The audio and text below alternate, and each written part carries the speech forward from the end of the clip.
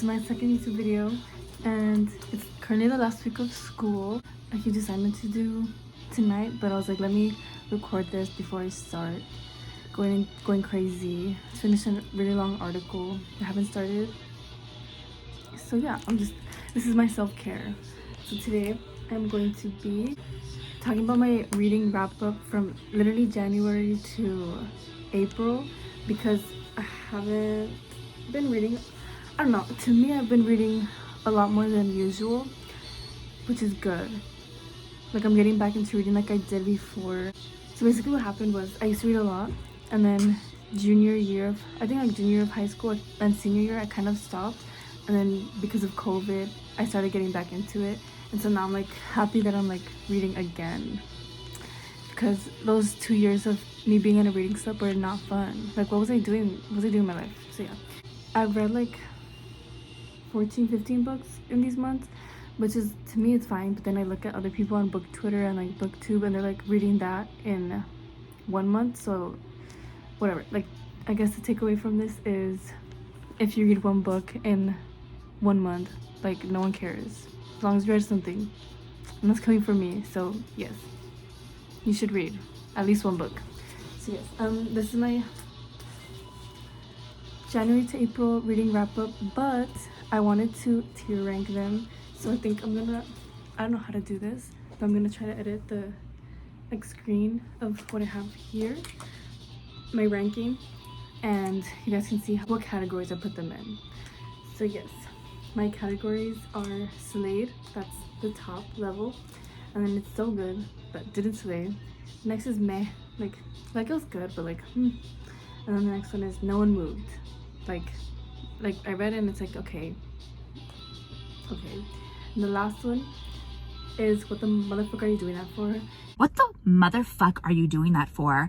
That's embarrassing. You're embarrassing. Okay, so if you want to like... And I honestly made this category for one specific book in mind, and you guys will see the hatred I have. Like, ugh. We'll figure it out. Oh, I want to show my laptop. I love it. I'm missing a sticker. I'm going to get to ranking.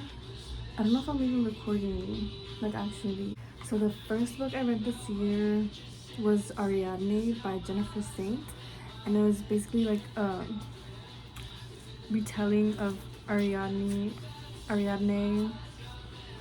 in Greek myth.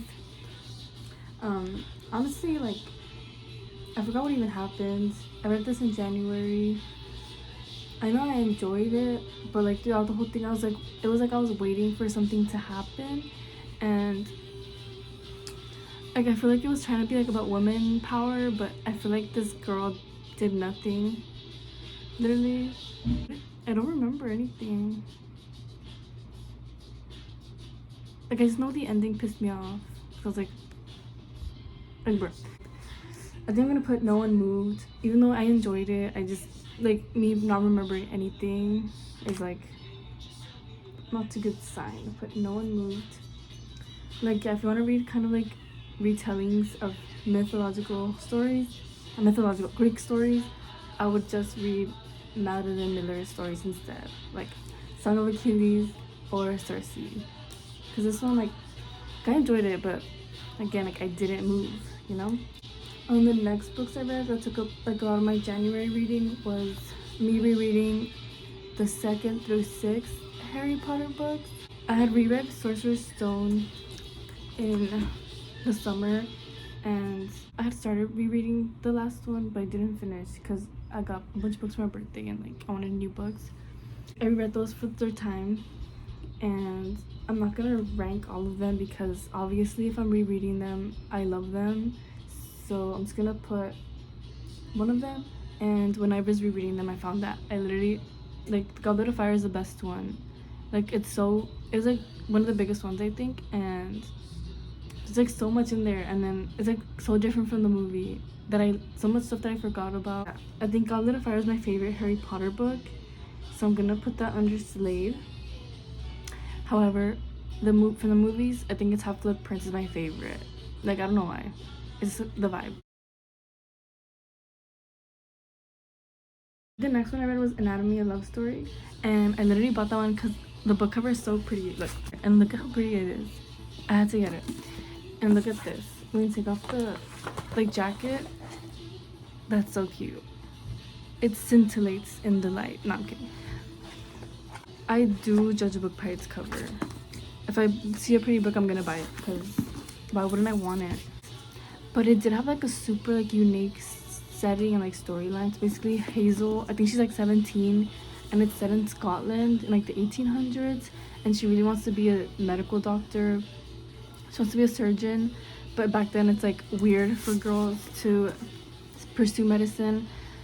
So that's when she meets Jack, and he is a resurrection man. So basically he goes into graveyards and digs dead bodies up, and he sells them for doctors to study and like learn more about the body. So she meets him, like a total coincidence, but then she kind of tells him like, oh, she wants to do this, and then they make like this agreement that he will dig up dead bodies for her so she can pay him, because she's really rich and he's poor.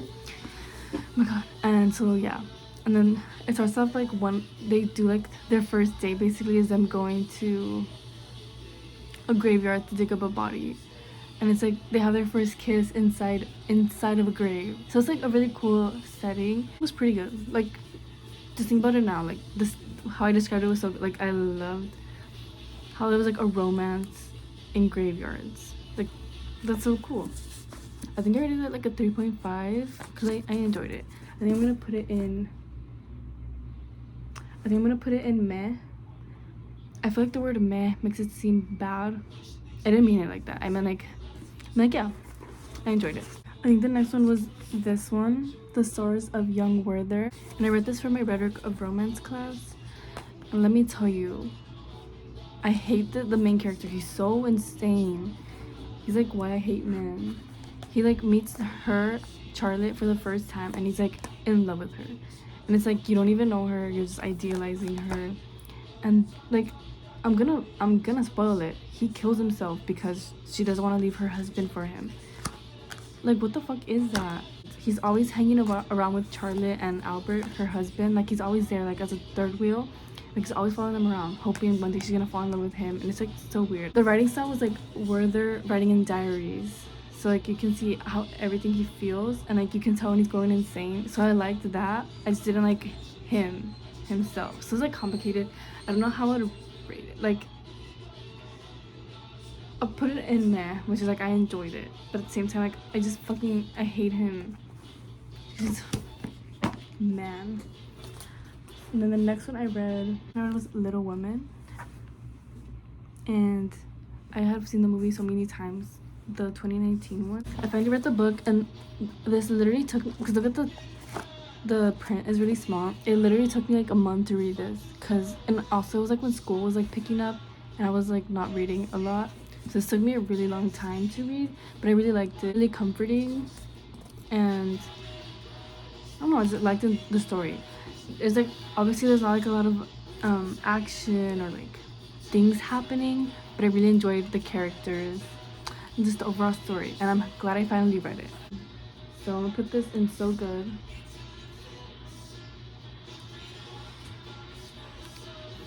After Little Women, which took me like a month to read, I read The Cruel Prince, and it took me like 2 days. Like, I love this book so much. About this girl named Jude Carden, and when she was little, her parents were murdered, and her sister had to move to the world of fairy with their new like adoptive father, and the father was literally her parents' murder, and the daughters like saw that happen. So it's like, imagine growing up with your parents' murder as your father, like, and then as a human living in the world of fairy. Like, that's like so weird. Imagine. But yeah, she's like 17 or something, and she goes with school and everything with all the other fairies, and like they pick on her, and they only pick on her because her sister is actually a fairy. But I don't want to give away too much, because I feel like if you know what the trope of the book is, you'll like guess what happens, and I didn't know the trope coming in, so like what happens at the end, like I was like and I loved it. I really want to read the series, but I have to like buy them all, so I'm gonna put this in Slade, TBH. The next book I read was Daisy Jones and the Six by Taylor Rickens Jeed. Let me tell you, I literally love this book so much. It's like one of my tops. And Taylor Jenkins Reid is becoming like one of my favorite authors. But also look, I love when my books look like this, like annotated. It makes me very happy. But yeah, this book is kind of told from kind of like an interview style. If you see here, it's like different people speaking to like the reporter, and that's like, it's like in the future, them remembering things from the past, like telling the story from the future to a reporter. So it's like really cool, like how Taylor plays with like the idea of like people remembering things differently. Like sometimes you'll see one character say this is how it happened, but then the next character will be like, will say something like different. It's like, oh, like that's how they remembered it. I think that's really cool, like a cool feature. And even though it is like an interview style, I feel like you really get to know all the characters. It's so cool. And there's like so many characters also, because the Six is a band, and then Daisy Jones is another singer, and they kind of like come together to become a band. And it's like a really cool story. It's romance, but it's also like, I don't like when romance books are just romance. Like sometimes it's good, but I really love when it's like kind of like this, where it's another overarching story and there's like substance, you know. So it's really good, and I literally gave this 5 stars. Like I recommend it so much. Obviously from what I'm talking about, you can tell I'm gonna put it in Slade. It literally slayed so much. And then right after that, I don't even want to look at this book. I read the worst fucking book of my whole fucking life. Like I'm not even joking. It was the worst thing I've ever read. My whole 20 years of existence, I've never read a worse book. November 9 by Colleen Hoover. I literally gave this 1 star. I would give it 0 stars if I could. Like, what was it? What was this? No shade to anyone who loves this book. Like, if that's what you enjoy, that you enjoy what you want to enjoy. I'm saying, as in my opinion, to me, bitch. To me. You know what me means? I'm talking about my opinion, to me, this book was not fun. But if you enjoyed, good for you.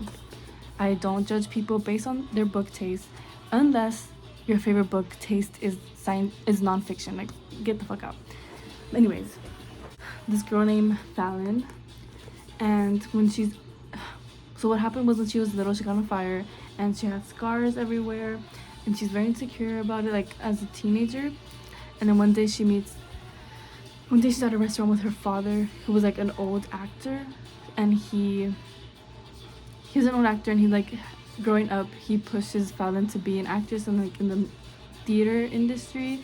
But after she got into the fire, he like was like, oh, you can't do it anymore because you're ugly, basically. And then this guy, his name's Ben, he overhears them talking in a restaurant, and like her father like putting her down, and he goes into like the booth and like pretends to be her boyfriend, and like basically being like, she's not ugly, like she has a boyfriend, and like she goes along with it. And then the dad leaves, and Fallon's like, what are you doing that for? And he's like, I just wanted to stand up for you because your dad's an asshole. And they hang out that day.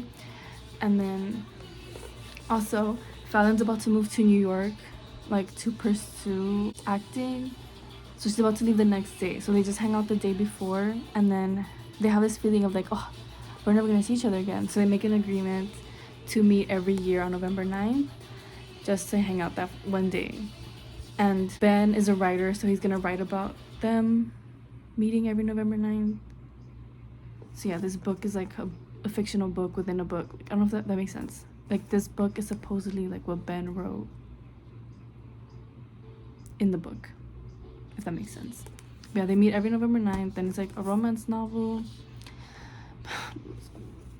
It was so stupid. Like, they meet one day, and then the whole time they're like, oh, they're like in love with each other after they meet one day. And I just hate like insta love tropes. There's like a plot twist at the end, but it's like, I saw that coming from a mile away. No one moved. It was a really cringe writing. Like, when I'm reading it, I'm like, what am I fucking reading? Nobody talks like that. I literally lost brain cells reading. Like, I'm not even joking. I'm less smarter than I am after reading this. Okay, this book is so goofy. I need to talk about this scene. So Fallon went over to Ben's in LA because there was something that happened and he needed her there, and she's gonna spend the night in his house. And he's so like nice guys always finish last vibes. He's so like, ooh, consent vibe, like okay, no, that sounded bad, like yes, consent, but he's kind of saying it in a way that it's like, I'm such a nice guy because I'm thinking about consent. It's like, that shouldn't be something you write a couple paragraphs about. Like, that should just be automatic. Like, that should be obvious. And then like writing paragraphs is like, I want to ask her, but like consent, it's like, shut up, fake. And then ooh, this is so cringe. Fallon's gonna take a shower, and she's like, can I sleep in one of your shirts? And he's like, he takes off his shirt and he's like, yeah, wear this one. And then he takes off his shirt and she's like, she stops mid-step. She swallows, staring straight at my stomach. Ben, yeah, you have abs. She's like, hiding her grin. Wow, I like them. And she goes to his bedroom in like his shirt, and then she's there. No, the light in the room is on, but Ben fell asleep, and she like turns off the lamp, and I guess that wakes him up, and he's like, oh damn, I was waiting for you to shower, but I fell asleep. And then he's like, I wish I would have. He wanted to see her. He wanted to see her wearing his shirt, but he fell asleep and the light's off. And then she's like, you want me to turn the lamp on? And he's like, fuck yes, please. And then she turns on the lamp, and he's like, stand up. Like, what? And then he's just looking at her, and then he recites a poem. He was like, the only sea I saw was a seesaw sea with you writing on it. Lie down, lie easy, let me shipwreck in your thighs. You guys want to have sex and you say a poetry? Like, what is that? And that's like the worst poem I've ever heard in my life. And he just goes and he takes off the shirt. He just goes, takes off the shirt. Like, did he ask her for consent? I thought you were Mr. Consent King. No, you don't just take someone's shirt off. And then he's like, holy shit. That's so cringe. And then they start kissing, and then it's like, she randomly is like, I've never done this, but that doesn't mean I'm not ready. And then he's like, I feel his body stiffen. You're a virgin? Yeah, but only for a few more minutes. Imagine like you're about to lose your virginity, and some guy's like, let me recite some poetry and rip your shirt off. I cannot. This is so goofy. I got some instant coffee because I don't have a coffee maker. Oh, this is the book I was talking about that I made this category for. It's for this. With them.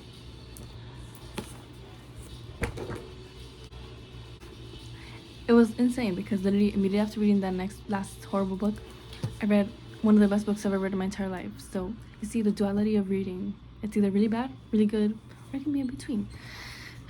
And it's Normal People by Sally Rooney.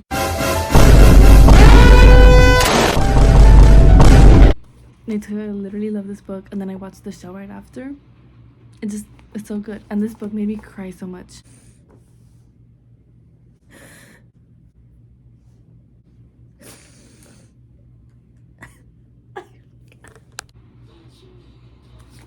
Made me cry so much, and I love when books make me cry. Like, I think, like, I love cry. Like, if a piece of media makes me cry, I just love it so much. Like, I don't know why. It's like you can finally get out your stress and tension through a book. Literally, look. That's mascara for me crying. Like, I loved it so much. If I recommend any book in this video, it's this one. Like, if you read one book from what I've been talking about, read this one. Like, it's so good. Or at least watch the show. It's on Hulu. Okay? And it has Daisy Edgar-Jones, who I love. She's also on Fresh. It starts with them in high school, and the girl is Marianne and the guy's Connell. And it starts off with them kind of having a relationship in high school, but Connell is like the popular kid, and Marianne's like the quiet, weird kid. People kind of bully her, and she doesn't really talk to people. And then, so they have a relationship, but Connell like hides it from everyone, like all his friends. So Marianne's kind of like the like sneaky link, you know. And also Connell's mom cleans Marianne's house, so he's like kind of poor, and she's like the one like basically providing money for his family, so it's kind of like a weird dynamic going on. But yeah, and then they also go to the same college together, and you see like it's like really cool because it's a lot of flashbacks back and forth, and you go from one moment to another moment, like it'll be in the future. And like, for example, she looks at Connell, and then she'll think back to like when they were together or when they're not together. Like it's a lot of like on and off again stuff, so you see there's a lot of time jumps back and forth, so it's really cool how like their relationship like ebbs in and out, and it's like such a pretty story. Like I just think it's like a really good message, and then the ending literally broke me because I don't want to spoil it, but it's just like it's like so true. Like that's how life is, and I loved it. The only thing is that if you're looking for like an action, like a lot of action, like this is not like, this is very like how life is. Like it's like not a lot happens, like not action happens, but it's very like it's hard to explain. The scene I have in my head is like Marianne literally brushing her teeth, so it's like very like lifey. I don't know if that makes any sense. Like it's not action, so I know like a lot of people on Goodreads don't like it, but because like not a lot happens, but I really liked it because it's like I could relate to it, and I just felt like, well, you see like how two people can miscommunicate things and grow apart or come back together. It's just really beautiful. Like I love it so much. And yeah, and then on the show, the only thing that's different is everything's told like chronologically, which I feel like took away from the book, because the book is a flashbacks back and forth, and I really liked how it was formatted. So yeah, it's like the only thing, but I love both of them. But you should read the book, it's so good. And this literally slayed. This is my favorite book of the year so far, like so much. And then the last book I read, Call Me By Your Name by Andre Asiman, however you say it. And I've seen the movie a bunch of times because like Timothy Chalamet. I don't know how to feel about this because I felt like I enjoyed the writing a lot. Like you see I have a bunch of tabs, and it was like because I like a lot of the quotes that he writes. But like, look at this one. Perhaps in the end it is because of time that we suffer. And it's like kind of true. Like if you spend your time in your head thinking about the past, that's why you're suffering. So I just thought it was really good writing, but with the story, it was like the age gap throws me off because Elio is 17 and Oliver is like 24, so it's kind of weird. And so that's like what throws me off, which should throw people off.